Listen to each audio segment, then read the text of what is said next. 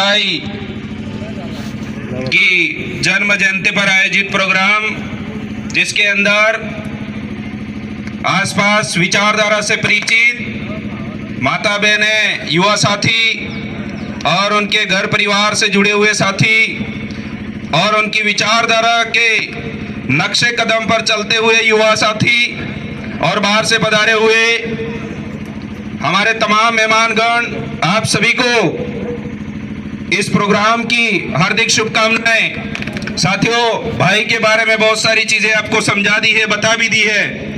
मैं एक बात जरूर तर्क शक्ति की जरूर बताना चाहूंगा कि ये जो कुर्सी पे 3 पुरखे इस साइड हैं और 3 पुरखे इस साइड है जगदीश भाई को छोड़ करके, उनमें से कितने व्यक्तियों को आपने ऐसे जिंदा देखा है? यहां पर बैठे हुए हम किसी भी व्यक्ति ने और हमारे पिताजी और दादाजी ने लगभग इन लोगों को जिंदा कहीं नहीं देखा होगा। पर आज उनकी तस्वीरें लगाकर, आज उनके चले जाने के बाद, आज उन्होंने अपनी कम उम्र के अंदर जो समाज को दिया, उन बातों को लेकर के आज हम बड़ी गैदरिंग की स्थिति में शामिल होते हैं। होते कि नहीं होते मेरे भाइयों? बहुत सारे लोग आज गुरु गोविंद महाराज की जो भक्ति है उसको अनवरत आज तक चलाते लेके आ रहे हैं।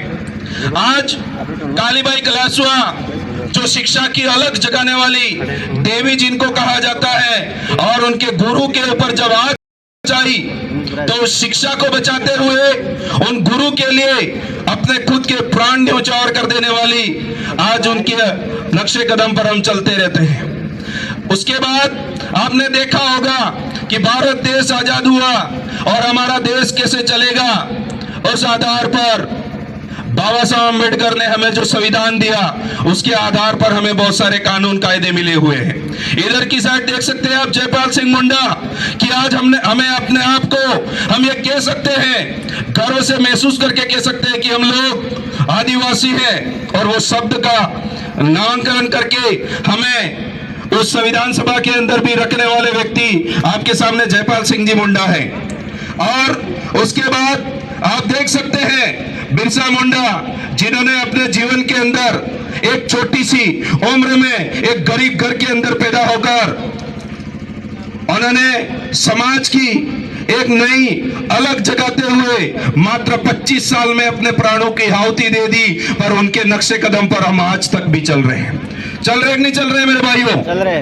और जिस जमीन पर हम लोग खड़े हैं उसके ऊपर अगर कभी आंच आई थी और उसको बचाने की बात आई थी, तब मुगल सेना के खिलाफ लड़ने की बात आई थी, तब हमारे इस क्षेत्र के, उनका गृह क्षेत्र हो सकता है ये, वहां के उन राणा पूंजा भील आज जो हमारे बीच में नहीं है, उनके द्वारा बचाई हुई ये सारी जमीन है।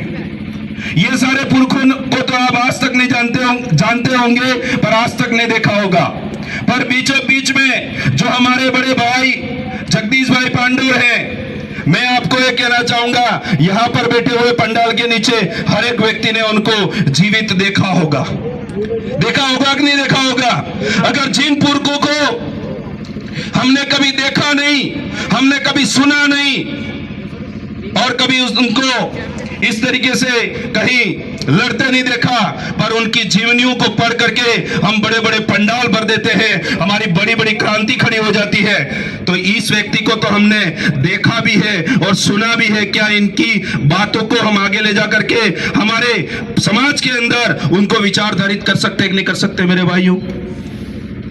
तो फिर हमें इस प्रोग्राम को और बड़े लेवल का, कहीं अच्छे लेवल पे और होस्ट करना चाहिए, मेरा ये कहना है, ताकि आने वाली पीढ़ी ये कहे, हमारे बाप दादा जब थे तब ये बताते थे कि हमारी जो आने वाली पीढ़ी आएगी तब इन पुरखों के बारे में पढ़ेगी और लिखेगी और आगे बढ़ेगी। मैं आपको कहना चाहता हूं, अगर आप चाहते हो कि आपकी आने वाली पीढ़ी, हमारी आने वाली पीढ़ी अगर जगदीश भाई को आने वाले समय में याद रखे, तो ऐसे ऐसे बड़े बड़े प्रोग्राम हमको करने पड़ेंगे, तब जाकर के हमारे जगदीश भाई का नाम आने वाली पीढ़ी के अंदर रहेगा। ये बात आपको सोचनी पड़ेगी। मैं ज्यादा नहीं कह करके 30 मार्च को एक जो अनुसूचित क्षेत्र आरक्षण मोर्चा के बैनर तले जो प्रोग्राम है उसके बारे में थोड़ा सा बताना चाहूंगा।